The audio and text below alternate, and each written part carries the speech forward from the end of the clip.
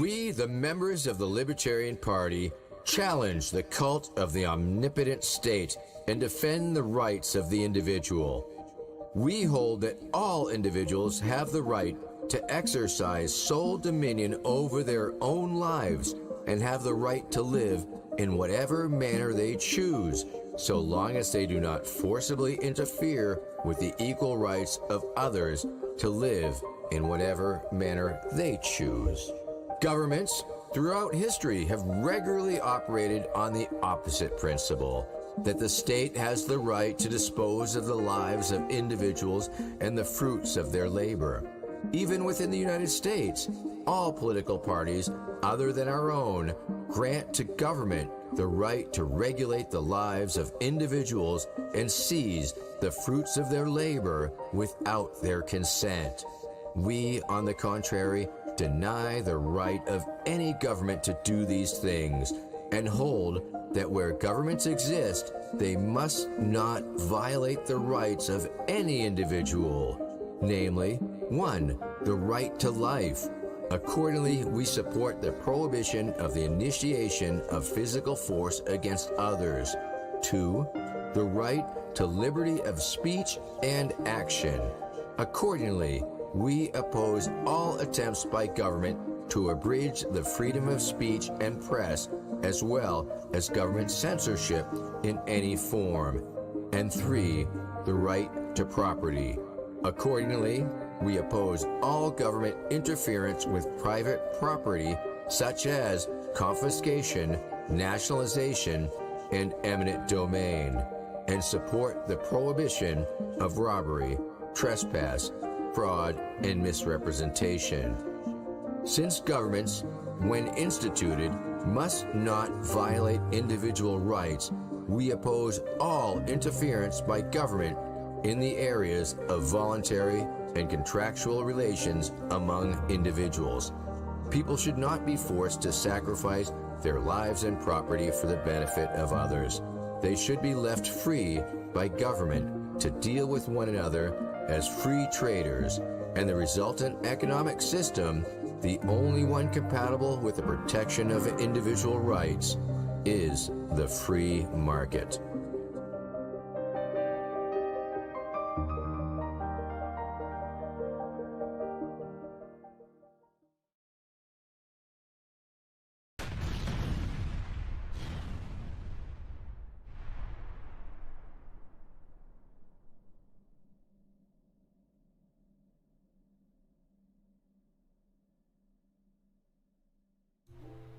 What is going on, everybody? How's it going?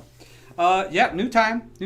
So a little different, kind of out of my routine.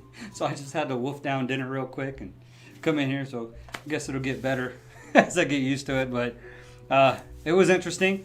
Hopefully, I haven't got confirmation on my interview yet, but hopefully he'll be on here pretty soon. I already have Zoom opened up. I kind of tested it out. Hopefully it works good for you guys. Small business owner. But I want to talk about business and government today.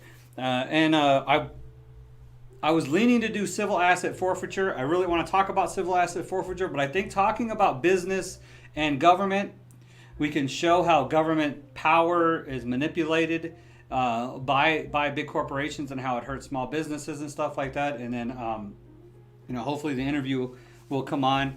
And then I think that will lead into a good upload maybe tomorrow or Thursday about civil asset forfeiture. What I want to talk about there is I want to give some examples of when it's happened, and you guys will probably be like, that's unbelievable. But it's a fact. It's true. So I'd like to find those examples and then give those to you as well as give you some of my thoughts about it as well. Really, really severe violation of due process and due process of law and our civil rights and property rights. So I'm going to get into that later on this week. But today I want to talk about business. So why is business and government, why is there a relationship there? So what purpose does government have? So right now, as it stands, government controls, they're the only ones with the ability they have a monopoly on lawmaking. So they can make laws and regulations and requirements for businesses and stuff to operate. And they're the only institution that can do it. So so I'm gonna show you how that applies in a second. so they have the monopoly. Government has the monopoly on lawmaking for as far as making licensing and regulation and stuff like that.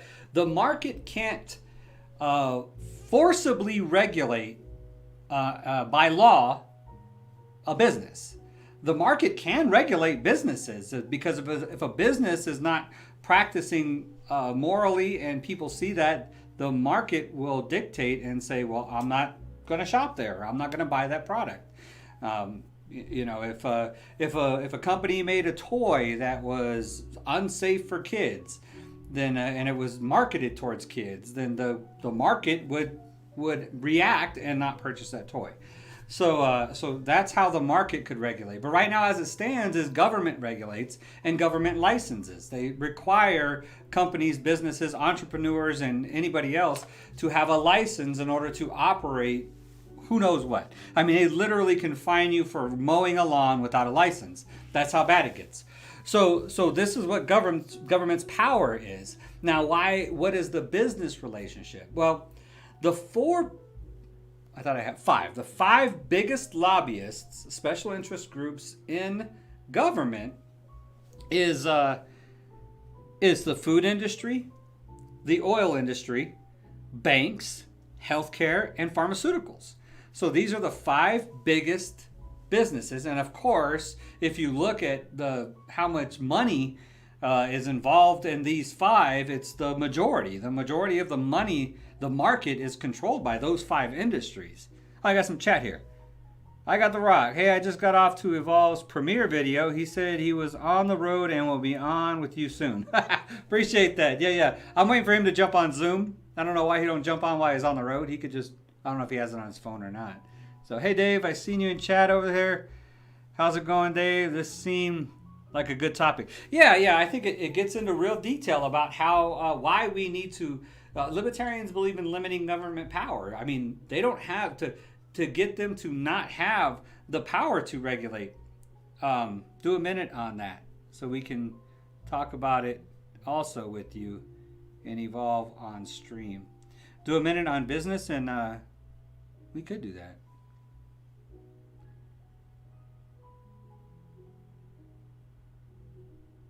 Do a minute on what? On business and government's relationship or government regulations and licensing? Do a minute on licensing? We actually have a minute on licensing. Evolve is sitting on it and hasn't edited it yet. So I gave it to him months ago. So maybe we will. That might be another upload for this week. So like I said, since I'm limiting myself to 2 streams, I want to try to get more uploads out there to you guys. So where was I? So that's the big five. The big five. Lobbyists and special interests. I mean, if people think that the NRA and all this stuff, no, those are the big five. And of course, those are the biggest major players as far as billions of dollars in the marketplace. So why are they so interested in lobbying and special interest for government? So here's the deal. This is the way, and this is going to sound like a conspiracy theory, but it really isn't. If you really think about it, this is common sense money. Money talks. That's it. I'm sorry, but money is what makes our world go round, and it's something that we need to embrace. The economy and the dollar is really what drives our existence and our purpose in life. So we really need to quit thinking that money. Yeah, the whole saying money is the root of all evil and stuff, and yes, it's in the Bible that you shouldn't chase after money, and you shouldn't put money before God, of course. God comes first, but you need to not think of money as itself. It should be a means to an end and not think of it as some kind of evil thing. Like anytime somebody wants to make money, it's something evil. That's not. I mean, it's the driving force in our society, and we need to accept that. We need to embrace that until we get to a time where we've evolved out of the need for money, for monetary economy, until we get to that Star Trek, because Star Trek, there's no money. Government takes over business because of a minor crime. Seemed like a funny and ridiculous minute. and then just completely ruin it, right? So we're going to get into that later, but government is kind of taking over business, at least here in El Paso. But we'll get into that later when my interview comes on, we'll get into that for sure. So the thing about that is whether it's Democrats or Republicans, why is it that businesses will support Democrats or Republicans so much, but completely ignore libertarians? Well, here's the deal, is the reason why they lobby and they spend so much money on lobbyists. Lobbyists make a lot of money. And they contribute millions to political campaigns. So why would businesses do that? Well, it's because the government has the power to control regulations and licensing laws. So they have the ability to manipulate the market for that individual business's benefits. Now, some, like the healthcare industry and pharmaceutical industry, of course, they're going to dump their money into the Democrats, because the Democrats are the ones pushing for universal health care and stricter pharmaceutical regulations. Now, why would the pharmaceutical industry want to be regulated more? Sounds like it would be contrary to their interest, right? Why would the pharmaceutical industry be such a proponent of the FDA and federal regulations and stuff like that? Well, it's because they can afford it. They've got $1 billion industry. If you removed all of the regulations that are forced on pharmaceutical industry, then small pop-up laboratories and stuff could start researching and producing drugs that would compete against the big pharmaceutical industries. But as it sits right now, a small laboratory, no way they could afford the regulation and stuff that's forced on them by the FDA and the federal government. So you see how it works. It's kind of I hope that makes sense. The pharmaceutical, that's just one example, but the examples are out there. Like on the Republican side, why would the food industry or the oil industry support Republicans? Well, it's because the Republicans have the power to lower regulations on oil and gas and stuff and manipulate the market in their favor through regulations and licensing laws when it comes to energy. And the same thing with the food industry. They have the ability to, the Democrats would require labeling laws and stuff like that. So the food industry would dump their money into Republicans in order to not have to label non-GMO, GMO, not to have those restrictions placed on them that the Democrats would probably place on them. So it's these industries that are manipulating our politicians in order to get their regulations. What are you doing with this? Yours. I know, but I'm not going to drink it right now. It'll keep me up all night. Anyways, say hi since you're in here. Come over here. Say hi. Devolvey says hi. Just wave to the camera. Say hi. Hi. You're invisible, yeah, because your shirt's green. So. Seriously? Okay, so yeah, so that's the deal. And here's another thing that's interesting, because I really thought about this today as I was getting ready for this stream. I was thinking, so. Why? Because I'm honestly, I had this conversation with some other libertarians. It seems like there's a conscious effort amongst the media to quiet the libertarian voice. And going off of this line of thinking, it makes perfect sense, because where does the media get its funding? Well, the media gets its funding through commercials, through advertising. So these big corporations are funding the media through their advertising. So if the corporations don't want libertarians limiting the power of government, then of course the media isn't going to promote that either. So that's why the libertarian voice is quieted amongst the media, is because we're the only voice about limiting government power. So libertarians, this is what we believe. If you remove the power of government to regulate and license these industries, then there's no reason for special interest. They're not, contributing to these campaigns because they think they're such great people. They're contributing to the campaigns so that they can influence the power that government has. So if you remove that power, then there's no reason for the corporations to finance campaigns, or there's no reason for them to try to get influence from them, because there's no power there to influence. So you remove so much of the corruption if you just remove the power that government has. there's nothing to corrupt if they don't have any power. So that's one of the biggest rallying cries for libertarians as far as limiting government power so that there's nothing to corrupt anymore. And that's the problem. The market can't be corrupted if it's kept free. The only time it can be corrupted is if government gets its hands in it. I hope that makes sense. There's a lot of there's a lot of intellectuals and stuff that would battle me tooth and nail about how government can do good things and they spend tax money and stuff. And Evolve's on. Government takes over. Okay, I already read that. That could be fun. Yeah, that could be. I think we could think of something on that. We do have one on licensing though, so one on regulation would be good too. So that could be a totally separate short one. The money is the root of evil. By the way, I came off Evolve stream. When do you get here?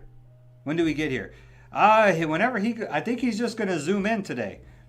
I don't know if he's on his way here or if he's just going to jump in Zoom. Oh, he's headed home. Okay, so he said he's headed home, so he's probably going to jump on Zoom.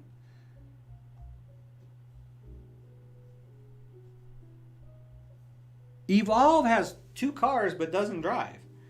He takes Ubers because he get work done while he's in an Uber. You know what I mean? So I almost thought about becoming an Uber driver just so I could drive him around because he takes Ubers so much. I could make a fortune. So he does. He just Ubers. It's cool though because he's encouraging entrepreneurs. Because Uber is like to me it's like one of the. That's what I do whenever I travel. I don't take taxis. I don't rent a car. I just Uber because I want to encourage entrepreneurs like that. I mean, people that are just out there grinding, man. Grinding to make something. You know what I mean? All you need is a car and a driver's license and boom, you can make money. It's terrific. I mean, that's what America's about. Creating wealth through entrepreneurism and stuff like that. Like Airbnb, man. Libertarians love stuff like that. Airbnb and Uber and like Uber Eats and all that stuff like that.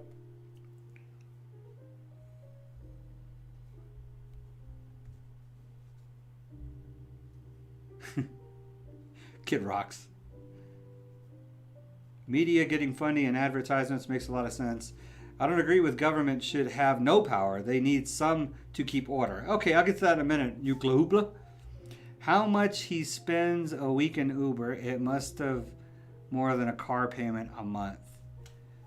Yeah, close, depending on the car. So yeah, he spends a lot on Uber. So not much lately because he's pretty much been shut down. But he would go open up a school, then go to the other side of town and do something with another school, and then just bounce around and then do his youth sports stuff, and he'd be all over the city in Ubers. Hundreds of dollars at least, for Ubers. So, but it's cool. But yes, No, I'm not gonna get that distracted. But yeah, we don't believe that government should have no power. That would make us anarchists. So we are libertarians. That means we believe in limited power. That government's power should be limited to protecting the individual rights of its citizens, mainly from other citizens, but from force, fraud, or theft. So the problem is that it's government that's applying the force, fraud, and theft against us now more than it even is other citizens. The government steals from us every payday. So if you limited government to those powers, that's the eventual goal of libertarianism. Now, don't think that, if you vote for a libertarian in November, that boom, that's what they're going to be trying to do. Absolutely not. Libertarians are some of the smartest, most intellectual people I've ever met. And they're more moral. They have principles, man. Libertarians we are principled. So that's what we stand on. We stand on the non-aggression principle. We're a party of principles. I challenge you to ask a Democrat or a Republican, what principles does the Democrats and the Republicans have? They have absolutely none. The Republicans, they campaign as libertarians and then they govern like Democrats. So it's ridiculous. And the Democrats just campaign like socialists and govern like Democrats. So we just been having this government just continue to grow and grow and grow. Voting for libertarians in November would just start shifting that needle back towards liberty. The problem is it seems like our society, our citizens, are screaming for more government. So if we started voting libertarian, then it would seem like we're screaming for less government. And we would start moving in that direction. Even the old parties, even the Democrats and Republicans, would start moving towards liberty. So if we started voting libertarian, then they're going to have to shift from this big government, big spending, massive taxation mindset that they've been in for 50 years. So that's the purpose. I mean, we don't want to eliminate government completely. That's absurd. Someday, someday way back in the future, then we probably will be able to do that. But as of right now, probably not going to happen. I don't see anything popping up on Zoom, so. But great question about government should not have no power. That's for sure. The next Devolve episode on Thursday. I don't know. Does he have one filmed already? I don't think so. So he'll have to shoot it and edit it. It probably won't be on Thursday, though. I mean, he probably won't post one Thursday unless he plans on coming over here on tomorrow or Thursday and somehow shooting it. And I mean, they're pretty quick, though. He can edit a whole lot faster than me. I still haven't edited that G Liberty one yet. Got to remember to do that. I think Evolve said Devolving may do 5 things to do at home in quarantine. Play Minecraft. I don't know. Bug your dad. Or whoever your at-home parent is. I'm the at-home parent here. So let me make sure I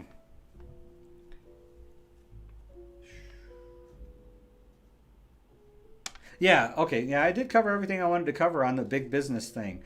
So that's the thing is the libertarians would remove the power and therefore remove the control that government has and media has and everything. So it would completely change the whole way that we view. I mean, I think that's why media is the way that it is because it's encouraged not only by us sharing and talking about their nonsense, but it's also because the commercial industry, big corporations and stuff that can afford advertising on those mainstream media channels, those industries are pushing it. They push that political banter. I mean, I don't know if ever in our history have we ever had so much news that was political. I mean, it's crazy. It's like politics just dominates the news now. And I think that's the reason is because of this whole big money thing. And where do small businesses stand in all this? Well, small businesses get crushed because, like I was saying about the small laboratories and pharma, it goes the same for, I mean, how many mom and pop grocery stores do you see in your town? I mean, there's very, very few because they struggle in order to compete against companies like Walmart. And why is that? Why can't a small company compete against? Well, because Walmart can lobby for regulations and industry-changing licensing laws and regulations and just laws, period, that would help their import business so they can import goods for cheaper. Their manufacturing plants that are making, they can lobby for them to have more access and be cheaper. But meanwhile, the mom and pop shops, they don't have any of that power because, and they can't tap into those industries because they're so small. And they don't have that kind of money. So it's really hard. The more government has power over business, the harder it is for small businesses to thrive and succeed. It's just the way it is. Bug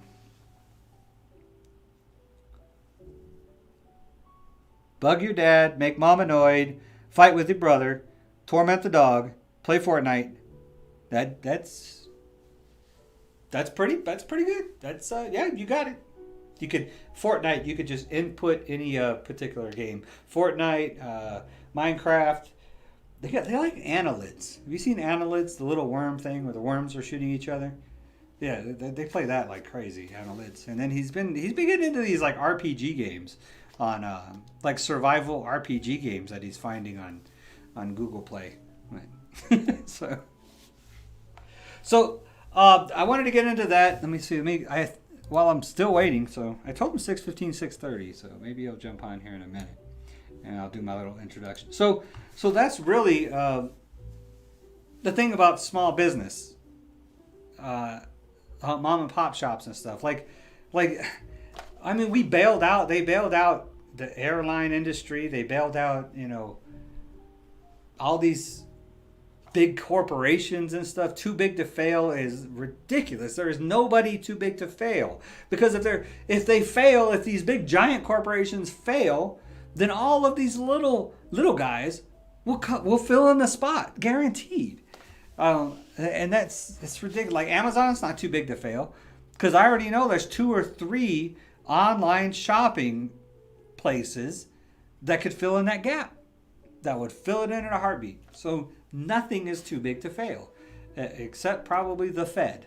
Oh my God, if the Fed failed, then wow, that would be madness. So that's the purpose of eliminating these regulations and licensing, is because, and like I said, the industry, so the biggest argument you get about that is if there's no licensing and no regulation, then there'll be unsafe practices that take place. And that's ridiculous, because, nobody wants to kill their customers. So pharmaceutical industry isn't going to put an unsafe product on the market, because the first person that it kills, they're going to get sued, and then nobody else is going to want to buy their drugs. So they're gone. I mean, that's the quickest way to go out of business, is to kill your customers. And that goes for any industry. So the industry literally would regulate itself without licensing laws or without regulation. And then if it came to like products and stuff like that, like consumer testing and consumer labs is a private company. If you look at consumer labs, you can see what is the best products, what's the safest products. Consumer Reports is another one. They're the same company. UL, which is Underwriters Laboratories, they're the ones who license all electronics and stuff to make sure it's safe. Now, no store is going to sell an electronic product that doesn't have a UL sticker on it. So Underwriters Laboratories is because they've held such high standards for safety. I mean, you very seldom will see somebody getting hurt or killed because of a malfunction on an electronic device that has been certified by UL. And UL is a private company. So, private industry takes up the slack whenever government, and it's much more efficient at what they do. Because they know if UL started letting bad products get out in the market with their sticker on it, then people are going to stop trusting UL, and then some other small startup company will appear and start certifying products at a stricter standard, and people will start trusting that company more than UL, and then it's bye-bye UL. That's how the market works. The market regulates itself. And especially now with the internet and stuff, and Yelp and Google reviews and all that stuff, I mean, it's too easy to find out what's good and what's not. I mean, the market is wide open for deregulation and delicensing. So we have a problem with balancing of power. It's either government has too much power, or we end up creating a monster by giving businesses too much power. That's a good point. But like I said, how I would be interested to see. Now, so the only ones that can give business power is government. So the market balances. The market balances and it regulates itself. So, and it will create a balance. And if you look in the past, what's the oil? Standard Oil, I think it was. They came into the market. They had a new way of refining oil. And they were able to, this is back when they had oil lamps. This is 1800s. And so they had a monopoly on oil because they could provide it at like 10 cents a quart or something. And so everybody could use it. They basically lit the world. And I think it was Rockefeller.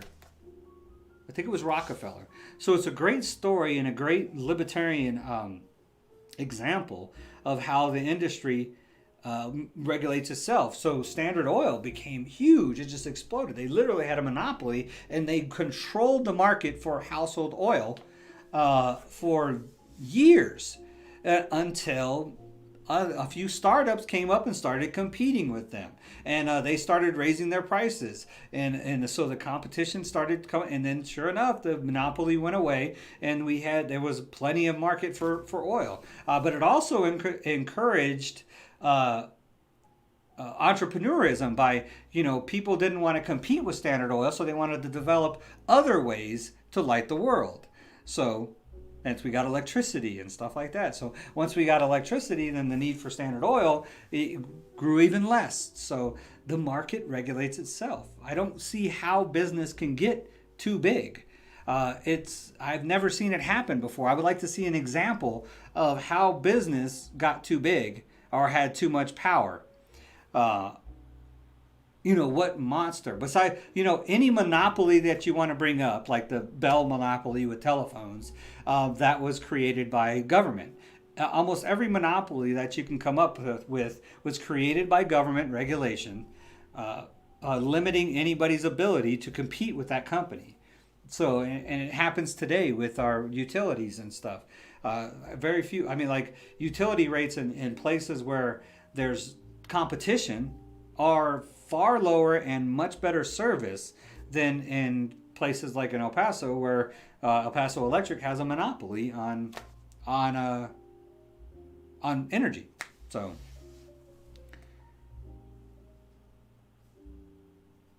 businesses like Google. I kill you. He says, I would rather business have too much power than government. Vote gold. Amen. That sounds like an industry right there. I'm good. I appreciate that. That's a good plug, kill you. But it's true. Because businesses have to, if they're not catering to government to control regulation, then they have to cater to the customer. So, even if they got too big, they have to be catering to the customer at all, because your dollars is what controls them. I don't care who you are. I don't care what you do. Your dollars is what's going to control that company. So if you take government out of it, right now it's government's dollars that control business and control you. It's government's manipulation of the market, how they move the pawns around and stuff. So businesses like Google and some of these oil and internet companies have too much power. But they have those powers because of government. Because of government regulation. But government regulation that they can afford to abide by, but small startups that would compete with them and lower their amount of power, they don't get a chance. For one, they manipulate government, and they manipulate the media. So you don't even hear about another startup because they can't afford to, you can't hear about anybody that's competing against Google because, they can't afford to advertise like Google can. And Google's just established in the marketplace, so solid right now. But there's no saying. Remember Internet Explorer, right? It's still around. It's Edge now. They just did some update. But remember AOL? AOL used to own the market. AOL was too big. What happened to AOL? Bye-bye. The market took care of itself. No company is too big if you get government out of it. So, and AOL lost because at the time, government barely had any involvement in the internet. So that's why AOL's still around, but they're just tiny compared to what they were. Netscape, remember Netscape? All those browsers that were out there. Darth Yoda has all the power. Don't mess with Darth Yoda. He'll force choke you through the internet.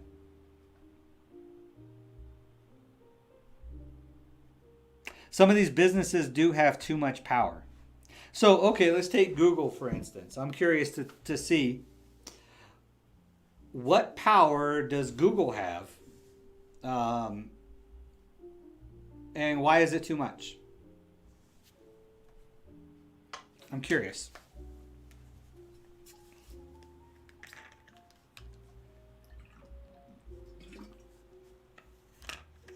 Can you stop using Google?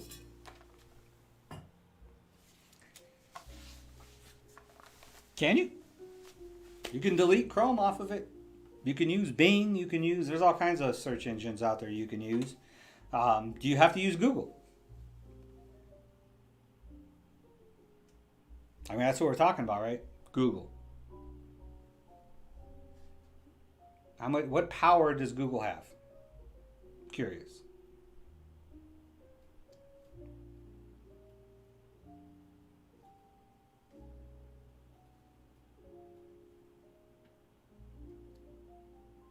Because I don't know. I'm trying to think. I'm sitting here, I'm thinking of what power does Google have? That's it would be too much. Or another business that has too much power. I'll tell you what businesses have too much power is the health industry, the pharmaceutical industry, the food industry, the banks, the Fed, and the oil industry. Those all have too much power. Those are all the 5 biggest lobbyists in government, and the only reason why they have that much power is because of government regulation. So if you got rid of the regulation, there'd be more competition. You would reduce the amount of power that those big corporations have. Google literally got Trump elected.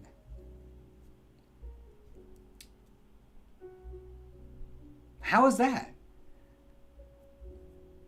I mean, how did they get Trump elected? I don't, you know what I mean? And so I'm trying to get down to how it is Google's fault. How Google somehow abused it. For one, I want to know what power Google has besides advertising. So they have advertising power, so they can control the advertising on their websites and stuff. But still, no matter the advertising, it's up to you to believe it, for one. It's up to you to buy it, for another. So this is the, they have the power over our information sharing. They can legally spy on us. They can sell our interests and desires. They shape our thoughts and search. Okay. Good point. Good point. Definitely a good point. So they have power over our information. Only if you're using and believing that information. So when you're dealing with information sources, then you could say CNN and the media has too much power. Anybody, social media has too much power. So, I mean, the thing is if you're going to regulate, then, you got to regulate everything. And now you're regulating the First Amendment, which is freedom of speech and, freedom of press. So, I mean, it's, you know what I mean? It's a private company. You have to filter that stuff. That's up to you at your freedom and your individual right to filter that information is your choice. If you don't like Google, then don't watch Google. Don't look at Google. Don't read their ads. So they can legally spy on us. Yes, because you signed the terms of service agreement to agree to use their software. As long as we keep agreeing to that and using their software, they're not going to change. Now, if you don't like it, then you should protest it, use another software, and let Google know that I don't appreciate you spying on me, and I'm going to use this other software until you give me an opt-out thing where I can opt out of your sharing my information. I think they should have an opt-out thing. But there's also DuckDuckGoose is the one. There's one that Evolve uses that all your information is kept private, all your browsing history and all your private stuff. I can't remember what it was called. He'll post it in here. He knows what I'm talking about. It's a browser that is totally private, and I think it's free to use too. So there's that. So Google has only that power because you allow it. If you don't want your privacy violated, then don't use Google. I mean, that's the thing is you don't have to use Google. There's other things out there. Firefox. There's I don't know if Firefox does the same thing or not, but so they can legally spy on you.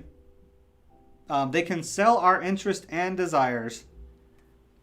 Yes, they sell your browsing history unless you go incognito. So they do have that option where you can do the incognito thing and they can't see it doesn't share your browsing history. So you're actually opting in for that service.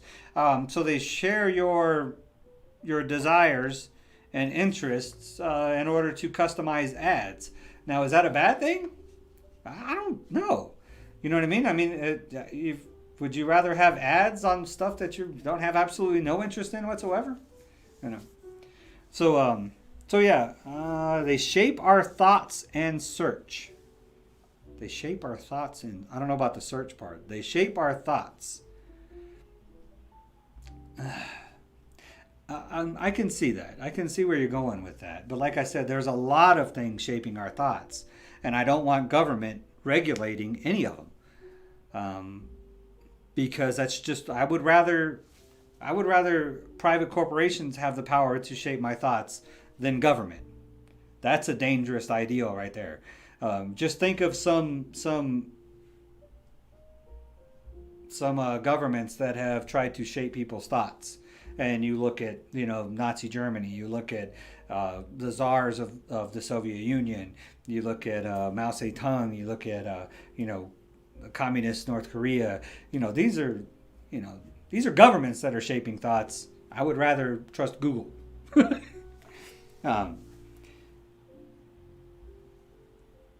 But I mean, you are. I didn't say you were wrong about anything you're saying. I am just saying that I would rather have them do those things than government. And I would rather have them do those things than have government regulate it. Because if you allow government to regulate that, then you're allowing government to regulate everything.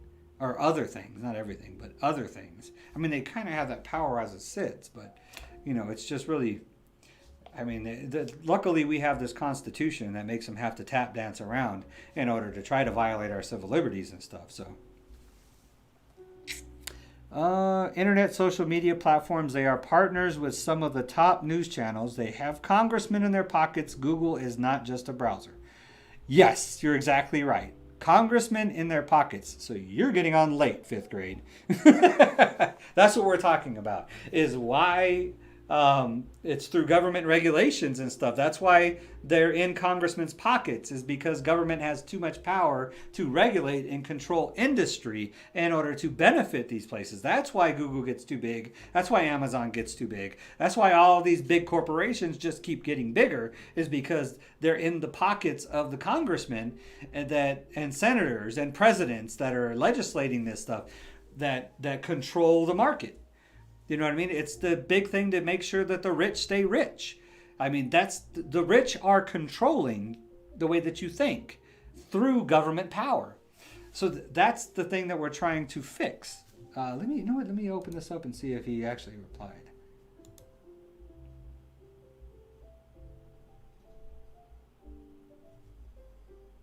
It says that he's on, but I don't see any. So that's what I'm saying, is the way it sits right now is what you're talking about. All this bad stuff that you guys are talking about is because the system is rigged to benefit the big corporations, the ones who you're saying have too much power. The reason why they have too much power is because government has too much power to control things. If the market was in control, the less power these big corporations would have and government would have. This is not a conspiracy theory. This is the rich, the money, controlling your media, controlling your thoughts, controlling your advertising, your ability to purchase, your taxes, your spending, how much anything costs you. All these things are manipulated by government and large corporations. Where do small businesses fit into this?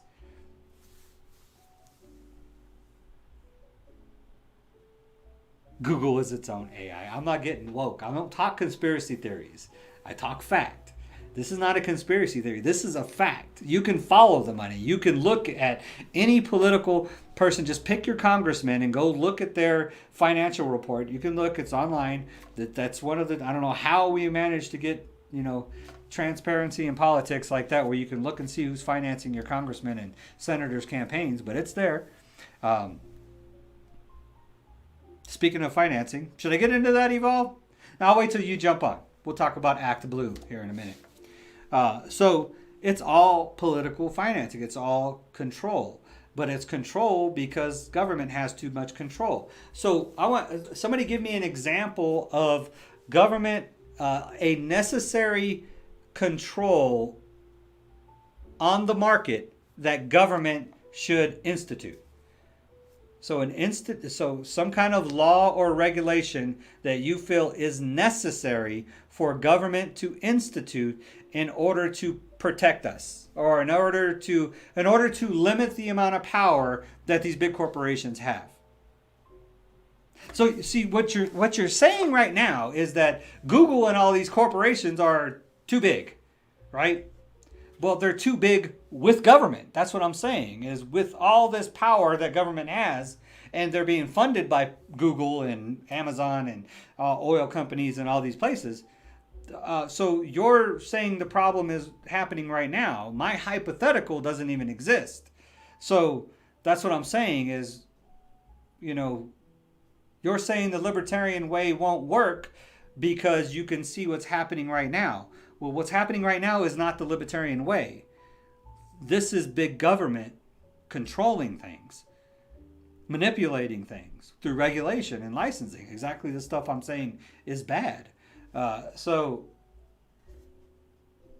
that's the thing. I don't care what Google is. I don't have a problem. You want to spy on me, man, you really don't have a life. Spy on me all you want. I don't have a whole lot to hide. It'll be pretty boring. But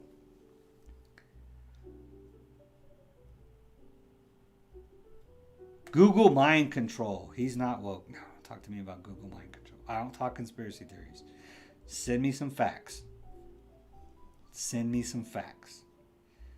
But that's the point, though. I know you guys are just messing with me. I don't do conspiracy theories and stuff, but that's just the way it is right now. I would be much happier to see some company tried to get too big or get too much control when the government isn't regulating. It would be hard because they're at the mercy of the market. They're at the mercy of you, the consumer. Right now, they're not. They're not at the mercy of the consumer because if their profit margins start to drop, they can just dump $100,000 into some senator's campaign fund, and he'll push a law through Congress that'll increase their profit margin, deregulate their industry, or regulate somebody else's industry so that their industry gets better. That's all they got to do. They can manipulate that environment in order to increase their profit margins. If, like during this thing, what did the government do? The first thing that it did during this pandemic, shut down businesses and give all the money to the corporations. Bailed out their buddies. But what did they give to small businesses? Heck, a lot of small businesses couldn't even get a loan. Right? Evolve?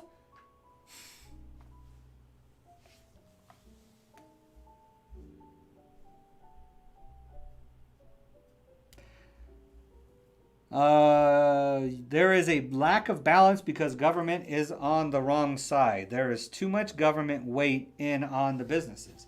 And that's the thing, is it's that whole give them an inch and they take a mile thing. So, yeah, it's just, that's why we can't have them in it at all. Because once we let them in, then they just increase power. Then they have to do more, and they have to do more, and they have to do more. And then the more the government does, then the less power we have. Like right now, the government controls the market, so we don't. So consumers can't control the market. The evidence of that is how they can completely shut down the economy, and everything's okay, right? They just borrow $3 trillion from the Fed and throw it up in the air. And everything's okay. Well, it's because the government, the reason that they can do that and no corporations fail is because the government is controlling everything. If the government wasn't, then the market would control it. You know what I mean? Then, as of right now, they just passed the thing that says you get a $500 fine if you're a business. You get a $500 fine for anybody caught in your business without a mask per individual. That's now a thing. And why can government do that?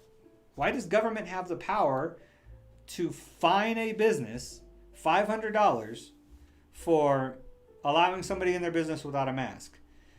That's per customer. So if there's 10 people in there, that's $5,000. So why does government have the power to do that? Well, it's because government has the power to license and regulate. They have the power to violate the freedoms of businesses even more. Now, what does this regulation hurt?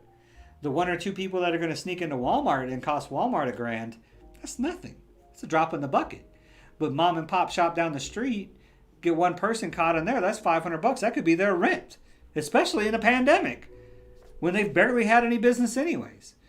So once again, it's laws and restrictions like this that harm small businesses more than anybody. And what if the business owner just doesn't agree with it? You know, where's the freedom? Where's the liberty? You know what I mean? Why are you controlling? If somebody doesn't want to go into a business because they don't allow masks, then so be it. Don't go in that business. Go shop somewhere else where they require a mask. What happened to freedom, man? I don't know, man. Sometimes I look around, I'm like, am I still living in America? Am I still living in the United States? I mean, is this still the land of the free? I mean, don't we have rights? Don't we have liberties? I mean, where's my freedom of choice? I could choose whether to wear a mask or not. I should be able to choose whether I allow somebody in my business with a mask or not. And then if you don't have a mask on, and if you don't want to go into a business where they don't require masks, don't go to that business. If you don't want to go to a business that requires masks, then don't go to those businesses. Like me and Evolve, we were looking for dessert after church on Sunday. Every dessert place, mask required, mask required, mask required. We finally get to Tropical Smoothie, no mask required. Went in and got us a couple of smoothies because we didn't have a mask. So we looked for the place that didn't have a mask so we could go get us some dessert. And instead we got some healthy smoothies instead. Well, it all worked.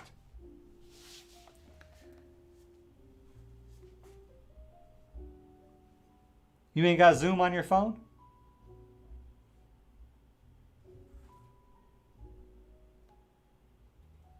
Evolve good. He had some business to tend to today.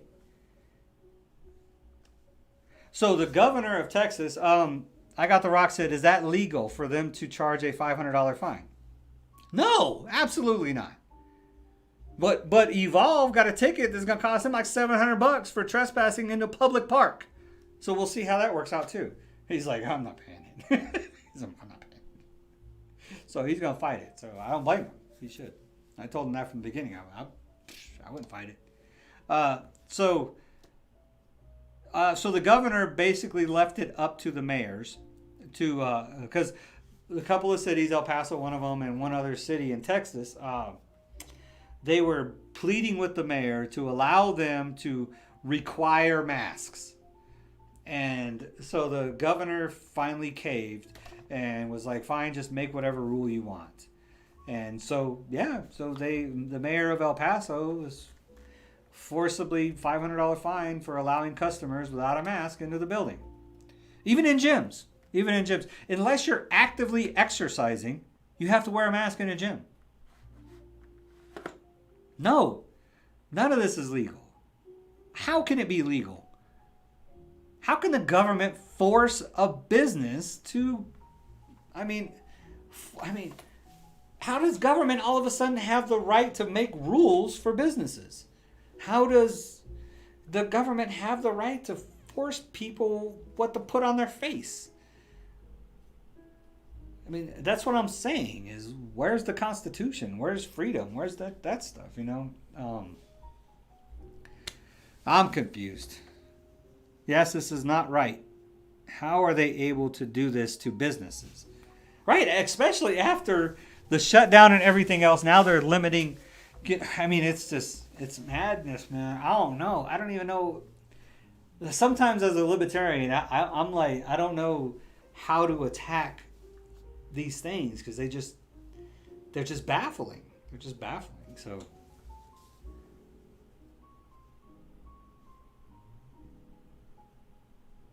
Oh, he said he's in an Uber which loves his loud music. So, I don't get it. I don't get it. That's all they're doing is hurting small businesses. Big businesses don't care. They've been requiring masks anyways. Costco, Walmart, Albertsons, I think Home Depot and Lowe's, I think they were flexible. I don't think they were requiring them. They were just advising them, But they won't touch churches, though. They won't touch church, though. No requirements on churches. None of the requirements apply to churches. The freedom of religion thing, I guess. So it's like the guns and religion they don't want to touch. So Evolve said he's going to be fighting that ticket for sure. They're already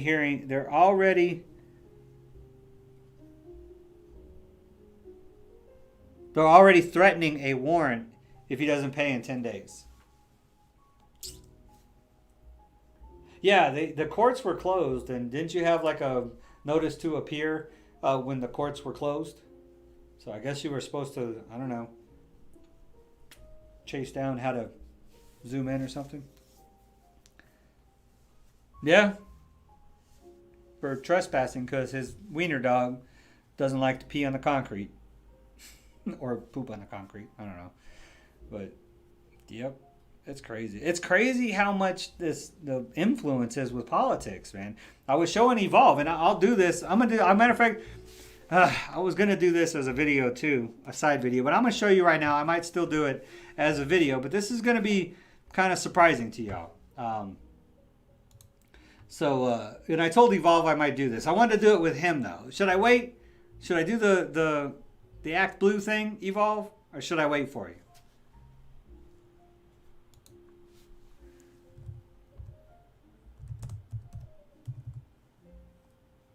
I'm waiting to see what he says.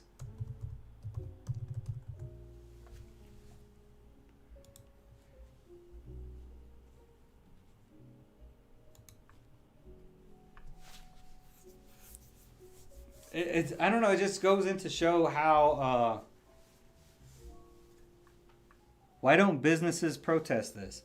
You know, and it's funny because a few lives back, I read a notice from the Supreme Court of Texas that stated, that it was businesses appealing that the orders by mayors and governors was unconstitutional.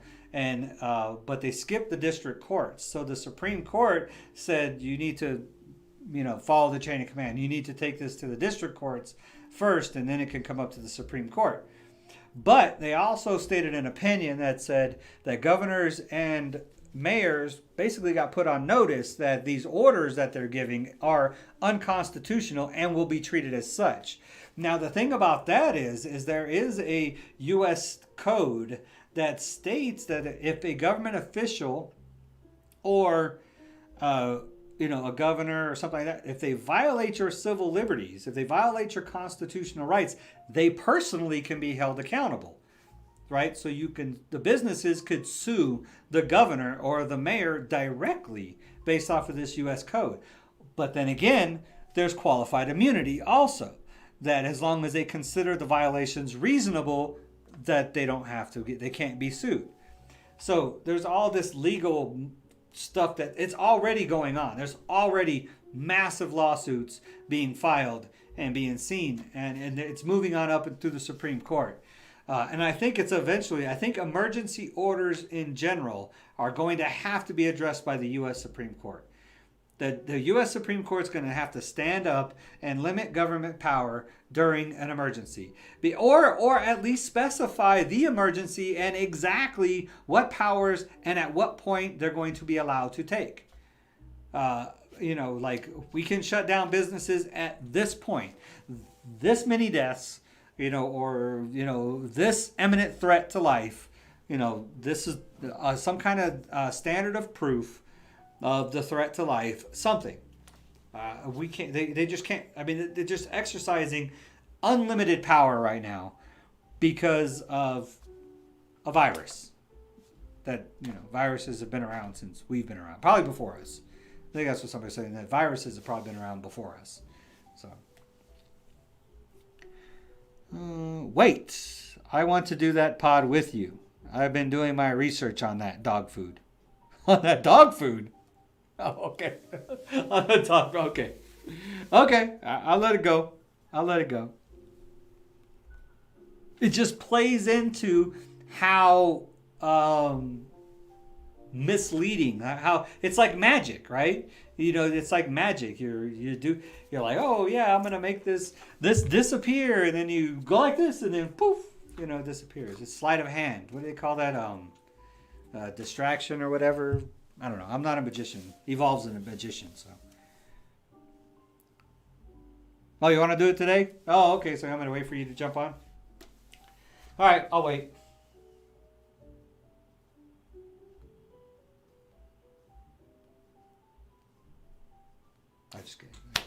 I'm not gonna wait. But oh, did I? You know what? I think I had something else.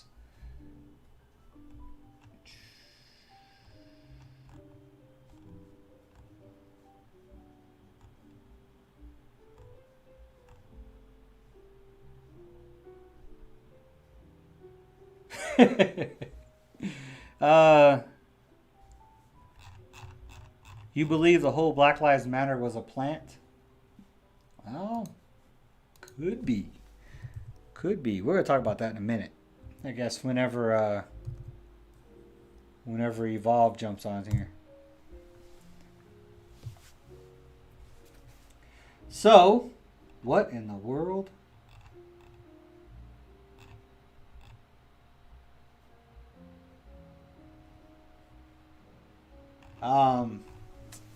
What else could I talk about on licensing laws and also licensing laws are dangerous.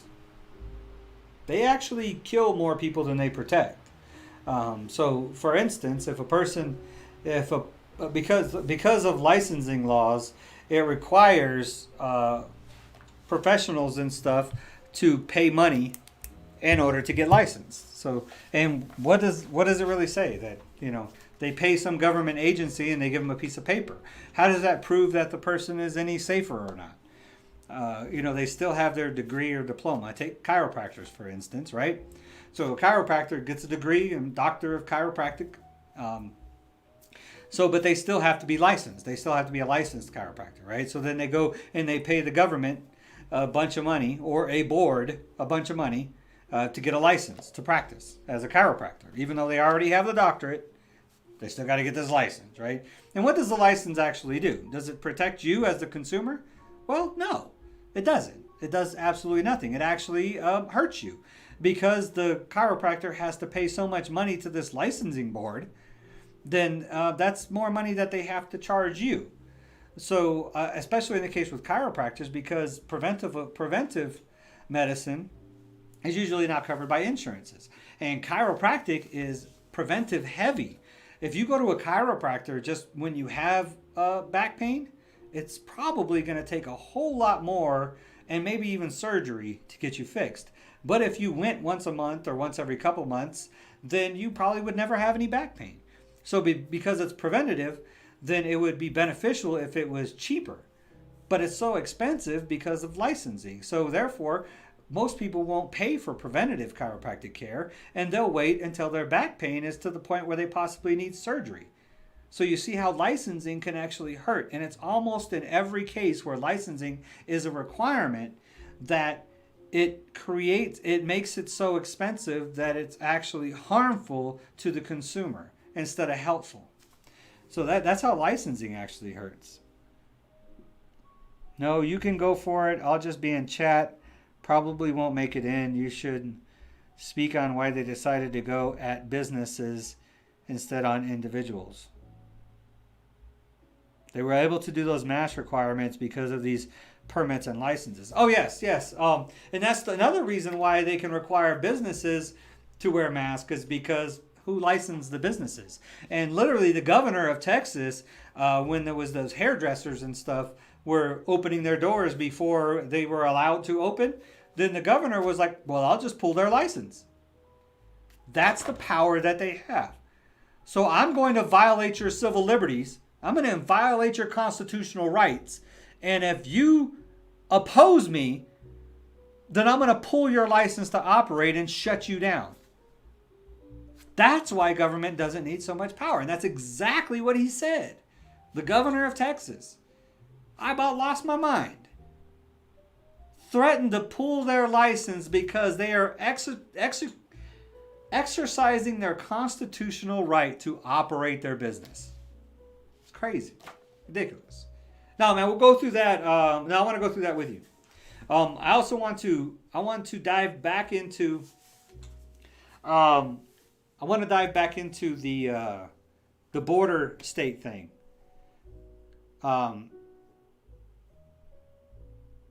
The border state thing that we covered at the during the Civil War. Libertarian Devil commented on that, And I commented back to him, and I think that's something that would be a good discussion for us to have too. But yeah, we'll cover that other one too at another time, or maybe we'll do it in a video, do it in an upload, do like a quick 10-minute upload. Sorry, excuse me. That's what happens when you eat dinner just before a stream and you start burping in camera and stuff.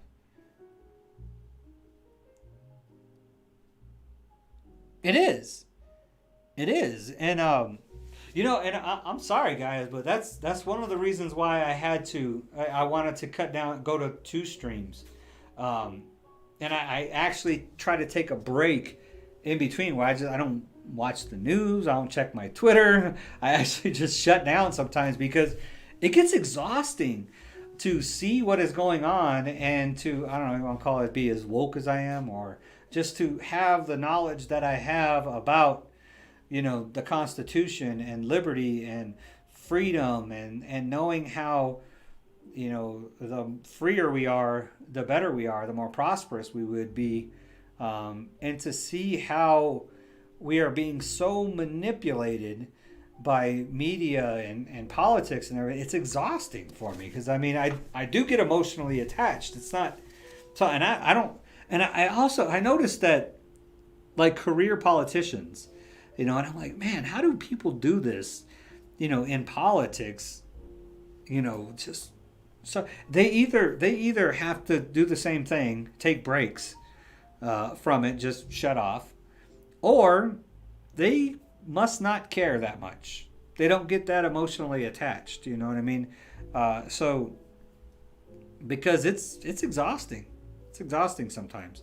I mean, these streams aren't. I love getting on here and talking to you guys, but the prepping and educating myself and try. I mean, I really want to be able to explain these things simply, so that you guys, so it's simple. So I want things that you all can take away. And when one of your friends is talking about, oh yeah, well, the government should make these businesses, force them to require people to wear masks, then you have something to come back with, you know what I mean, that you can use. That's really, I try to do. I try to break it down to where, it's like, it's elementary.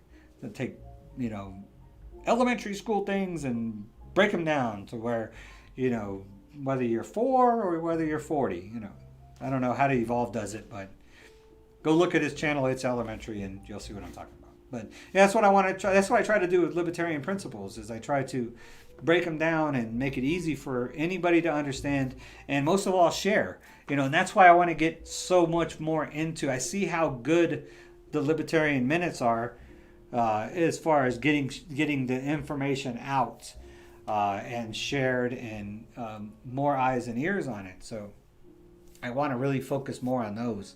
I don't get so many people with the streams anymore. I get, like I said, I'm disconnected from the outcome, but I'm seeing how that is a more productive use of the time, I guess you could say. That's one of the reasons why I wanted to do this break, and it's exactly split. The week is exactly split in 2, so that's like 84 hours and 84 hours, something like that. So like Saturday I made it at 6:30 because I get up 5:30 and give me an hour to get ready and stuff. So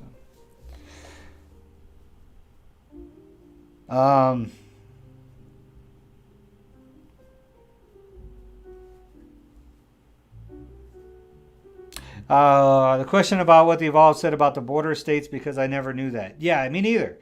I hate when Evolve does that. He'll bring up something in the stream that I don't know nothing about, and then he'll want to talk about it. If I don't know nothing about it, then what am I going to talk about? Of course, he does send me like 8,000 IMs 15 minutes before the stream starts and thinks I'm going to read through them all. So, but I don't know. He also limited his content. Can you get another minute this week? Hey, Evolve, you got that licensing one, man. I sent it to you. Do a minute on the school system. They are about to open up. I don't know, man. It's kind of touchy subject for Evolve. The school system. But hey, you know what? Post them and comment. Like after the stream or whatever. If you got any, that's why, go invite one. If every single sub invited one friend, I would have 1,000 and I could do my community thing. And you all could post your recommendations for Libertarian Minutes because man, it's, because I have trouble sometimes, finding inspiration for Libertarian Minutes and stuff. So post in comments for now until I get my community tab. And then we can use the community tab to talk about minutes. So yeah, definitely send me a post in the comments recommendations for Libertarian Minutes. And I'll pin a comment that asks for it too. Doing a minute on the school system. I would love to do a minute on public schools, government schools. I forget, we don't call them public schools. Let's call them government schools because that's what they are. They receive government funding. The government steals taxpayer money to fund schools that they can control. So they can determine that you have to meet a certain standard or you have to do a certain requirement. Otherwise, you don't get this government money. So it's a government school. So the government controls the school. But government schools versus private schools, that would be good. School choice versus public schools would be another good one. So yeah, it's schools opening up though. What could we do? A Libertarian Minute about schools opening back up. Oh, you know what would be a great Libertarian Minute? Trying to keep elementary school kids social distancing in school. Now that could be funny. 30 minutes. I usually give you those links 30 minutes prior. 30 minutes prior, I'm trying to figure out what my bomb timer is going to be and doing my prayer and meditation. And I didn't even look up a scripture either. So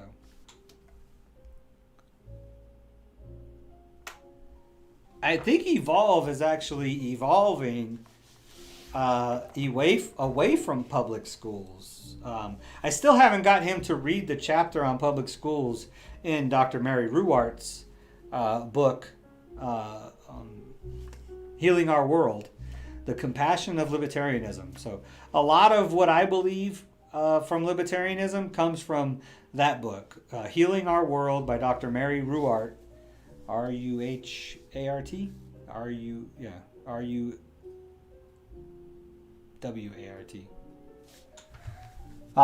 So yeah, a lot of it comes from that book.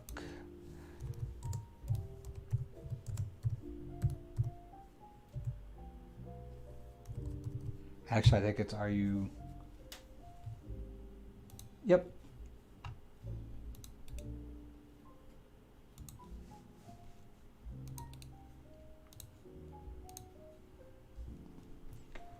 That's her. So yeah, a lot of what I believe is in comes from Dr. Ruwart. So I guess Caleb's not going to make it, so I'm going to delete him out of my description.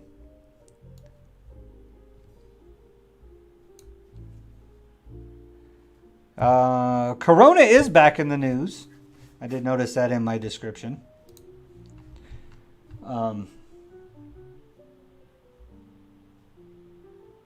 No, I did not hear Trump's speech on Monday.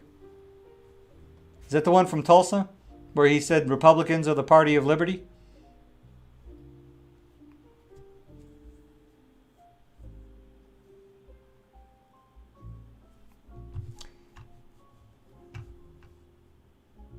And how we're the party of Lincoln and all that stuff. Well, yeah, that makes sense because Lincoln was probably the beginning of the growth of the federal government and centralization of power. Lincoln was not a good president. He did good things. Freeing slaves was outstanding. But, one good, 10 bads. With the 13th Amendment, here's a big academic or scholarly debate that is would the 13th Amendment have happened and the abolition of slavery, would it have happened without Abraham Lincoln and without the Civil War? Think about it. I believe it would, because I think that we were evolving as a society in that direction anyway. So I believe that as in the evolution of society, of the human race worldwide, not just in America, but as a race, as a natural animal race, as part of the earth, I think we evolve as a group, as a society. And I think we were evolving in that direction. But, it probably would have took longer. We might not have happened until, 1900s maybe. But I think eventually it would have happened. And then, another argument on that was as soon as the Industrial Revolution happened and machines became so common, then it would have made slavery obsolete. So there would have been no requirement for it. So it's a pretty interesting debate and argument among academics and stuff like that. Trump said at his rally that second stimulus would be announced in the upcoming week. Oh, yeah. And he's going to give us a bunch of money. He's going to be happy with the money. Big money coming. So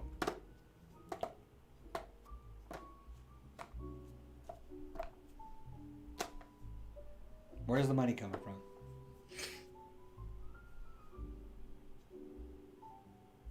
How much is this one going to cost us? How much money is Google going to get from this? Or the food industry, or the banks, or the oil industry, or pharmaceutical companies, or the airline industry, or any number of other things. Why do I got 14 notifications in Twitter? What is that? One day I'm going to make onions cry. Really evolve. You don't even cook, so...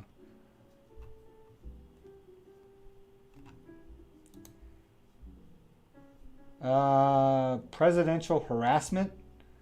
Who is he talking about? Oh, this was like yesterday.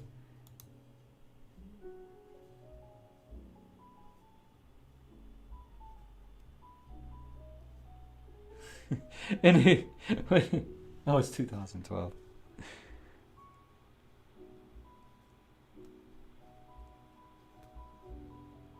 I know.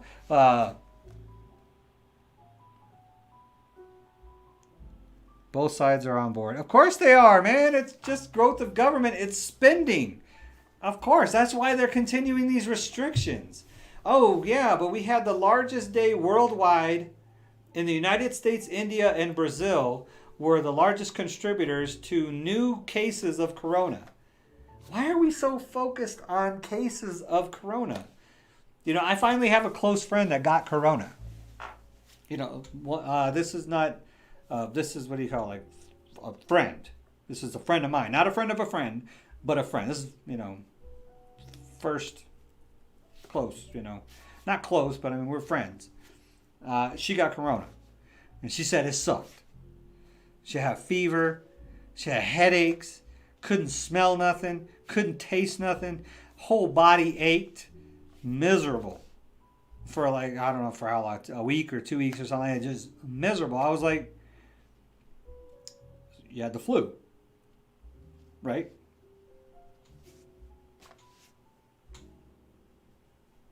You had the flu. I don't want to go over this again. But I'm going to give y'all a reminder. Back in March, we have to flatten the curve. Remember flattening the curve? Remember that? That's the reason why they thought they needed to restrict our liberties and our rights and our constitutional stuff defended by our Constitution. That was the reason, was to flatten the curve so we didn't overload the hospital industry. Well, as a good friend of mine just pointed out the other day, isn't it funny how we flattened the curve so much they canceled all of these non-essential medical treatments that they, out of the $3 trillion stimulus, the first one, they had to bail out the medical industry because they were going bankrupt. Because they had no business. We flattened the hell out of that curve. Flattened the hell out of it. So, why are we still talking about this flu virus? The whole point was to flatten the curve. You're not going to stop everybody from getting this thing. You're not going to stop anybody from not getting it. You're going to get it. Or you're not. But it's not going to be a matter of whether you wear a mask or not. Or whether you don't go outside or not. Or whether this business does this or that business does that. Or whether the government shuts everything down and quarantines you in the house. Or none of that's going to matter. What's going to matter is how healthy of an immune system you have. And staying in the house and wearing a freaking mask is hurting your immune system. So the government, once again, is causing more damage than good. They're hurting more people than they're helping. Quarantining healthy people does not help. Forcing healthy people to wear a mask in a business does not help. Healthy people need to get this virus. I need to get this virus. I'm healthy. I'm not scared of it. I'm okay. I'll be all right. I'm going to feel like crap for a couple of weeks, and then we'll be all right. But you know what? Then I'll be the one delivering groceries to the elderly that are immune compromised and can be possibly dead from it. I get it. I get the immune system. The buck stops with me. Somebody else has the virus. It can't get on me. I wash my hands real good. I go in and I could deliver groceries and I could deliver medications and stuff to the elderly, to the people who are immune compromised. That's called herd immunity. And it comes from us living our lives normally without government intervention.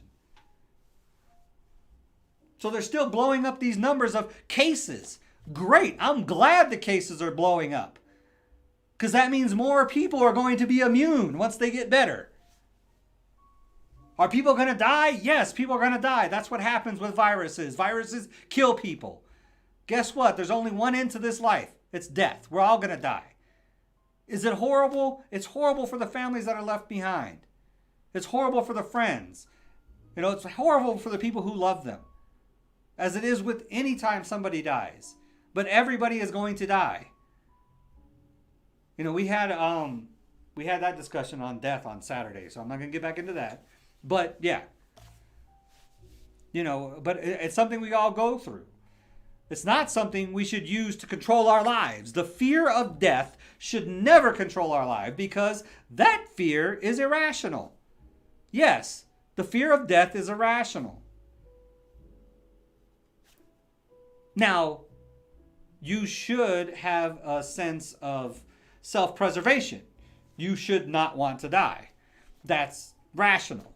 But fearing the inevitable is irrational, no matter how you put it. It's like fearing your next breath. It's like fearing the sun coming out. It's irrational because it's going to happen. No matter what you do, no matter how hard you try, it's going to happen. So feeding on the fear of people dying from corona is irrational. Sorry, but it is. Let me catch up on chat now. Sorry. I'm sorry. Just going on my rants. Just ranting.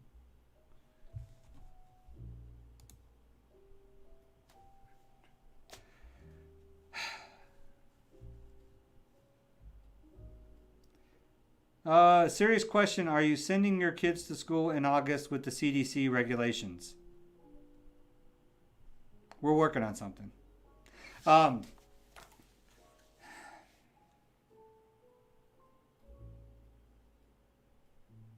So we're looking at putting our kids in private school. We're actually, my wife's just now trying to contact a private school. I think it's a Montessori school. I'm not sure. It goes to 8th grade. It's expensive though, so we're looking at financing options or something. That's really what we're looking at to see if there's some way, somehow, we can afford it. I really want my kids to get the best education they can. And I want their education to be morally sound as well. I want them to go to a school that preaches the morals of Christ, that has that kind of focus, because Christ's teachings, Jesus' teachings align with my teachings. These are the things that I want. The altruism and compassion and love and joy and understanding and reverence to God and stuff like that are things that I believe are essential foundations for a prosperous life. And those are foundational things that I want my kids to learn. They're not getting that for 7-8 hours a day in public school. So we're looking at a private school. But if the private school thing falls through or we can't afford it, then they'll be back in public school. I think it'll be hilarious them trying to social distance kids. I mean, my kids today, it made me think about this because I was sitting on my computer research and stuff. And I have one kid going, and I'm like, what in the world is that? So I look back. I'm like, what are you doing? And he's like, I'm making my brother smell my breath.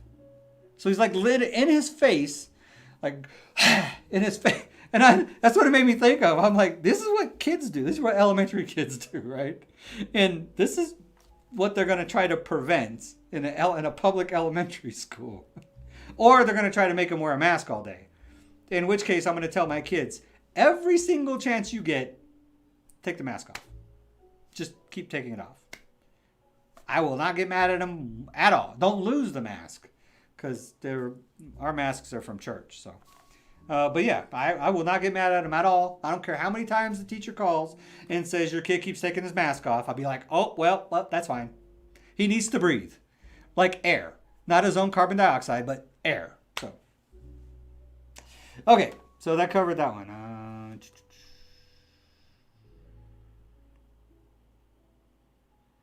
Yes, they keep changing the finish line because the people keep running blindly. It is, man. It is crazy because it's influenced by the media. The media just keeps feeding. I guess the whole George Floyd social justice thing started dying down a little bit. People got tired of protesting, figured they had to go back to work or whatever. And then so they just jumped right back on Corona, you know. It's wild, man. It's insane.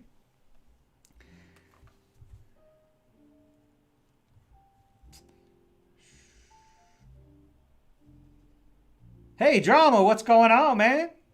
Evolve is only in chat. He has some stuff to do.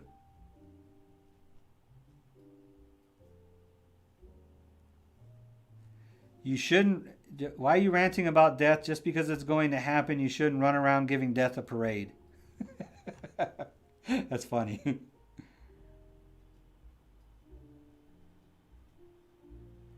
God knows, brother. God put it on my heart and asked me, why are his little servants learning from the world? I'm putting mine in a private school. God has great things for him, and I want him in the presence. Definitely, man. Amen. That's beautiful. And oh man, don't worry about Drama. He's cool. He's all right. And the reason, but no, for real, Drama. I mean, I'm not feeding him, but I want to comment. The reason why I like to point that out about death is because I feel that, you know, if I don't point out that how I think about death or how I see it, then people will think like I'm not compassionate or, you know, somehow cold-blooded. You know what I mean? By saying, you know, people are gonna die. Who cares? You know? No, I understand that people care, and I understand that. You know, the loss of life is a horrible thing for those that are, you know, left behind and stuff. So I like to point out that because I don't want people to think that I'm heartless. I'm definitely not heartless, and I definitely don't want to die. I want to see my kids grow old and stuff. But the media likes to feed on the fear of death and basically feed on people's fear of death. In such a way. I mean, anytime there's a death, and oh my God, we got to blow that up as a headline, you know. So, yep, it's pretty bad. But yeah, the private school thing is looking like a serious thing. Just wow, we're just in the past 2 days we've been trying to contact them and hopefully do a tour and talk about, you know, some ways to be able to finance this thing and stuff. It'd be a whole lot easier if we weren't paying taxes on it, right?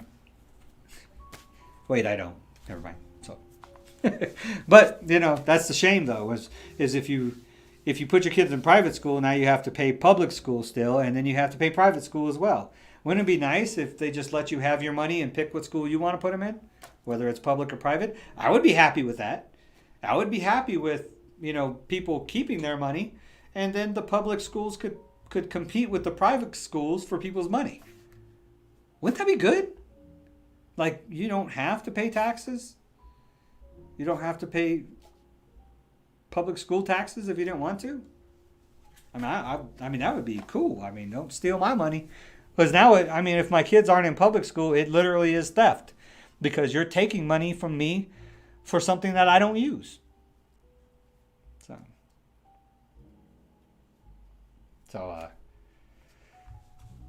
But yeah, it's, I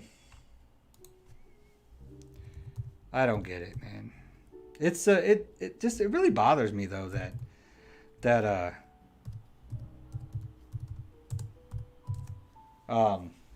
actually, what is that? Oh, there was a scripture I wanted to talk about.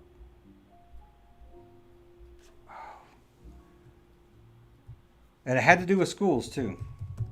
I gotta put it back together. I wish I would have wrote it down. I was actually speaking to somebody at church about it. The parable of the lost sheep.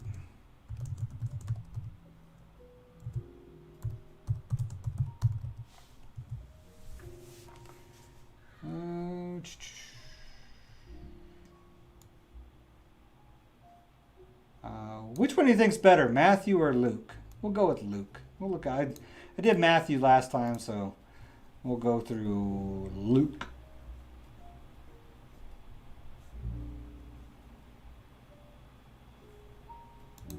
I like the NIV too.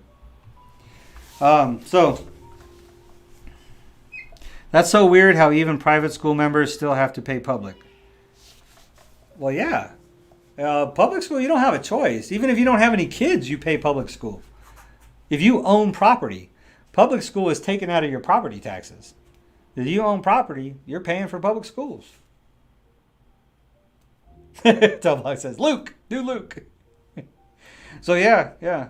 So I'm going to read the scripture, and then, so this is kind of like my closing, but it's going to be kind of extended because, so my pastor's wife is also a pastor, so she was up there talking, and I was doing my security thing, but I was listening, and she was talking about the parable of the lost sheep, and then I had a conversation with one of the ushers right afterwards, and it went right into the public school system, and I can't remember how I made them connect. So I'm going to read the parable and see if it gives me some kind of information, some kind of inspiration, and remind me how I connected the two, the parable of the lost sheep. So it says, this is Luke chapter 15, verses 3 through 7. Then Jesus told them this parable. Suppose one of you has 100 sheep and loses one of them. Doesn't he leave the 99 in the open country and go after the lost sheep until he finds it? And when he finds it, he joyfully puts it on his shoulders and goes home. Then he calls his friends and neighbors together and says, Rejoice with me, I have found my lost sheep. I tell you that in the same way there will be more rejoicing in heaven over one sinner who repents than over 99 righteous persons who do not need to repent. So that is the parable of the lost sheep, which means that God will leave the 99 to go after the one lost soul. So, and it's significant because it shows how important each individual person is to God, that he'll go after it. And I think I remember the conversation went on for a little while with the usher, but I think I remember how it came back to public schools is because the public school system is a one-size-fits-all educational system where you have so many different belief systems, so many different characteristics, and so many different children and learning styles and stuff that are so varied, but they try to do this one-size-fits-all approach to education, and so many children get lost in it. They don't learn. They get left behind because the system is trying to be one-size-fits-all. So you have 100 different ways of thinking, and say you have a scale this big, so they make it fit this many, but this many are getting lost in the process. You know what I mean? That it doesn't fit. It may fit a majority, but the majority may only be 9 out of 100, of people who learn good that way. So that one size fits all. And I think the parable of the lost sheep reminded me that of the one child that's in the school that is rebellious, that can't learn, that can't function in that environment. And where is the reaching hand, to help them out? There may be the 99 that are in there that are learning, but that one is valuable. And with the public education system, there's no reaching that one. It is structured the way it is, and there's no going out of bounds. I mean, literally, they monitor teachers curriculum by the minute. They have minutes that they have, so many minutes they have to be doing this, so many minutes they have to be doing that. And that's the way the public school system is so overregulated, I could say, because of government control, because they're spending stolen taxpayer money on it and stuff like that. But with private school systems, that one child doesn't. They can find a way to help that one child. They can move them. They can shift them around. The parents can put them in another school that's better suited to that child's learning style. Not one sheep gets lost or left behind. So I think that's how the conversation went. If I remember something different, I'll bring it up again.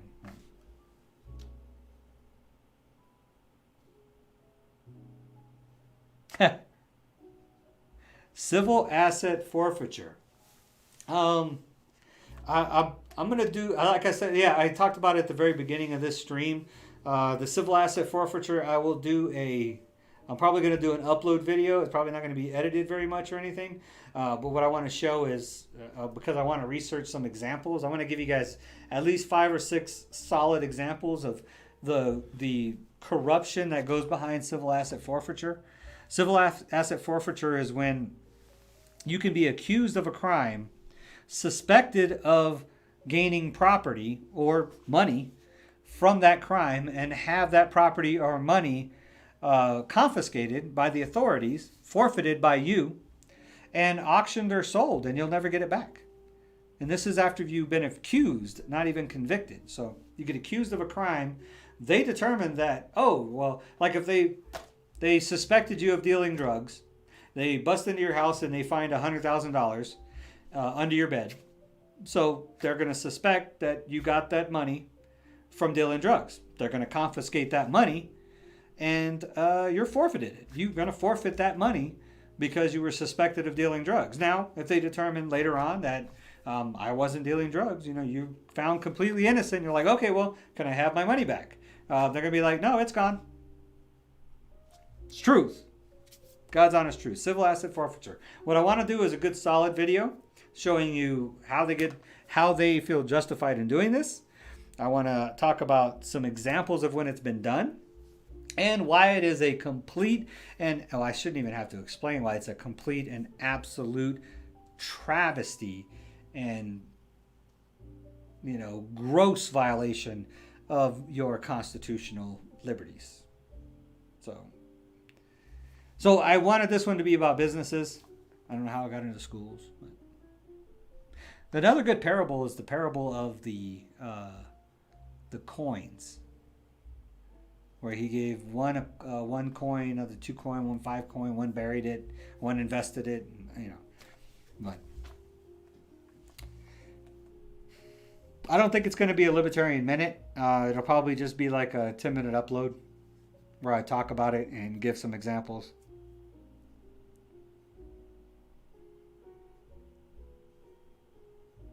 Speaking of that one child's already given you a dislike.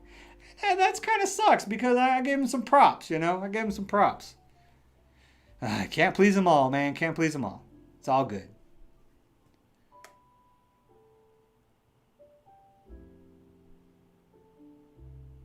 Oh, do a minute on the civil asset forfeiture thing. We could, though. We could do a minute and I could do an upload with examples and everything.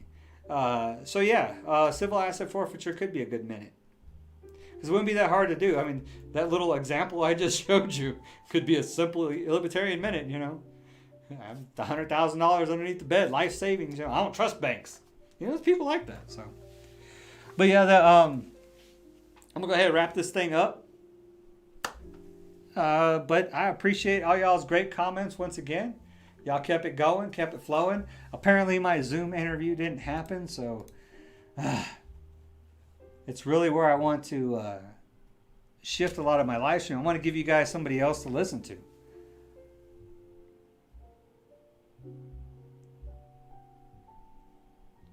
I don't have a business, but this was a great stream. You have grown a lot. If it wasn't for would you even know how to get started in opening your own business? So the first thing you think about when you think about opening your own business, so you're an entrepreneur, you got the entrepreneurial mindset, right? And you're like, man, I think I could make money doing this. You know what? I'm good at it. Nobody else is doing it. I can make some money at it. So what's the first thing that you think about when you think, I want to open a business? First thing you think about is, what is the government requirement? That's going to be one of the first things you think about. Government requirement and how am I going to market it? Those are the two things that you have to think about first. The first thing you have to do is go to the Small Business Association, which is a private company, and they can help you sort through all the government regulations and mandates and business licensing and everything that you have to sort through in order to open a business. And holy macaroni, if you decide that you're going to need employees, like your business expands to the point where you need employees, then oh man, a whole nother mess. Now you got to mess around with the government regulations and labor laws and health regulations and about their time off and health insurance and all of that madness. So Evolve can talk on that stuff too. So you've grown a lot since the first cast. You should go back and watch that one. I wonder what that one was like.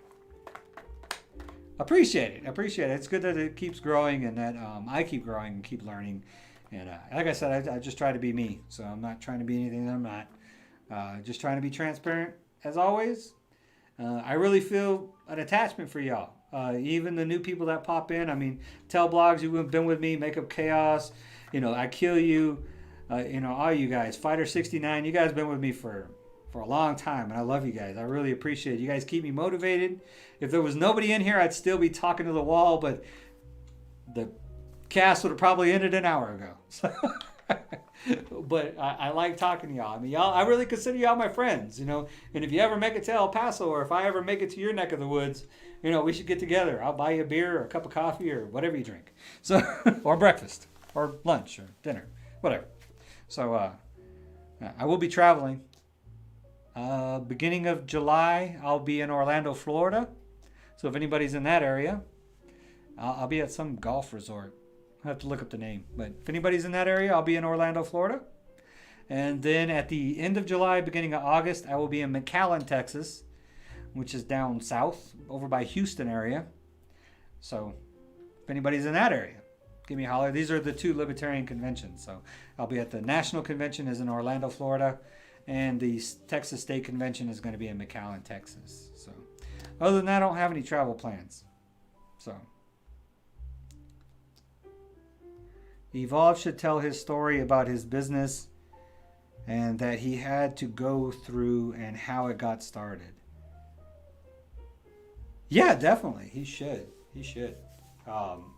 It's a good story, and his story is exactly what I talk about. He had a terrific idea, a great idea. You know what? Matter of fact, I need to talk to him about that because I wanted to get involved with it. We briefly talked about it. So he had a gaming group on Xbox playing Halo and called Community Evolve. And what it was he had rules for this group that I'm not going to steal all his thunder, but I'm just going to tell you how he got started. This entrepreneurial spirit, entrepreneurial idea that he had, where there was no cursing, there was no hate, there was no raging. It wasn't allowed.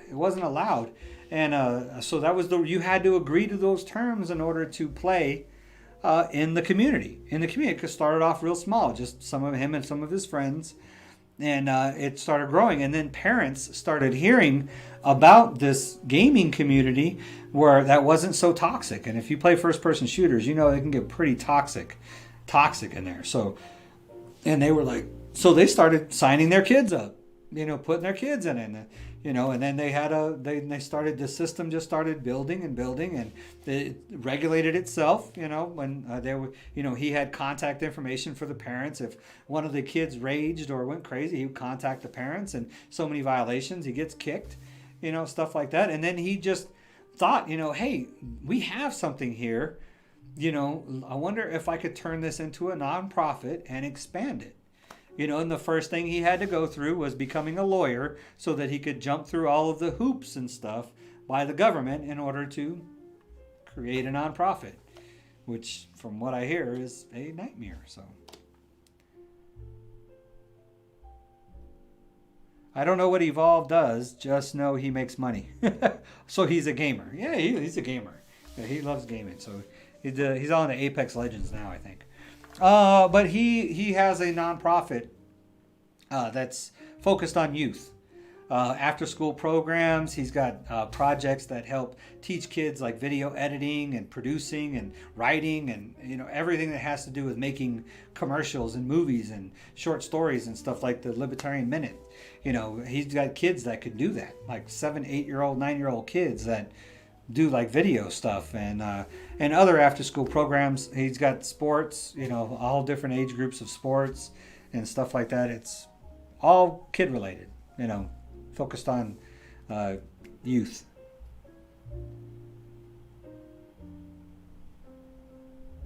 Evolve's company is a gamer.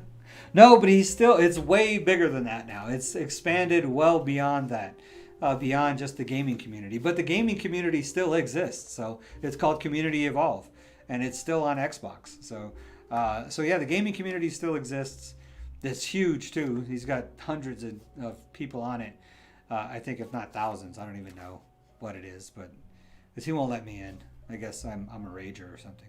So I don't flip the bill. But yeah, it's way beyond that. It's into after school programs and all kinds of stuff for kids. And same rule. The punchline is keep it positive. KIP. That's what it's all about. It's all about keeping it positive. It's not a game company. It's a group. It started out as just an Xbox gaming club, I guess you would call it. And now it's just expanded into this big nonprofit thing. So, but the gaming part of it's still there. Community Evolve. So if you're a gamer and you're okay with not cursing and raging, then and keeping it positive and encouraging people, then check out Community Evolve on Xbox. So am I. I'm a PC gamer too. Let's see this. He does have a PC gaming group too, I think. I don't know. We don't. It's funny we don't talk about it. Both of us are gamers, so we don't talk about it. But yeah, I've been playing Modern Warfare because my oldest son plays Modern Warfare, so that's what I do. My Twitch channel. And did I put my Blizzard tag on there? I don't know if it's on there. Yeah, I have to talk to him. I don't know. He ain't let me in yet. I don't know what's up with that. And apparently he ain't listening. But yeah, we'll find out. Especially if you got kids that, if you want a safe place for them to game, then he should definitely talk on it with you guys.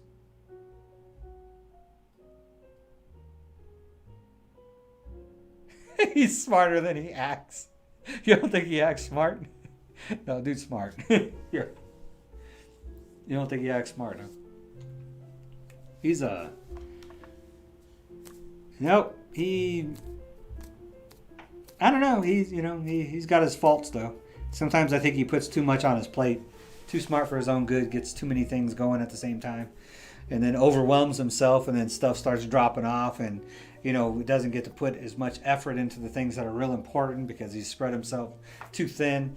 But I think he's learning that with experience, that the time management thing and putting what's priority first. I think he's learning that on his own. He's a clown. He is a clown. You're definitely right about that one. He's a kid, is what it is. Evolve is a kid. He's a kid. He's like a 12-year-old kid. I'm serious. He has not grown up. He's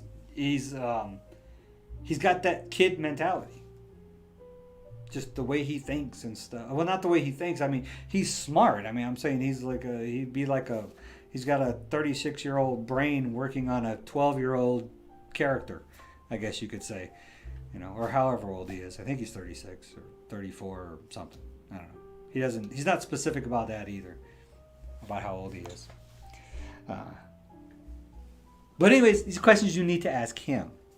See, he should have got on stream or on Zoom, which here's my Zoom thing over here. That's why I'm pointing over there, because that's where my Zoom is. It's on the spare screen. Someday I'll show you my room.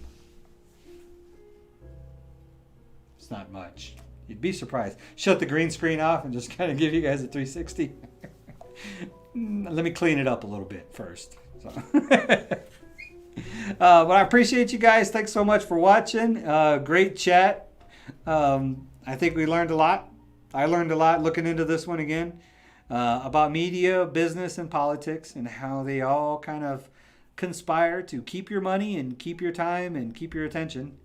And I think it's a key factor in why the libertarian voice is so silenced on mainstream media and the news, that we don't get a voice because we will extinguish that power. And nobody wants that. None of those rich people want that.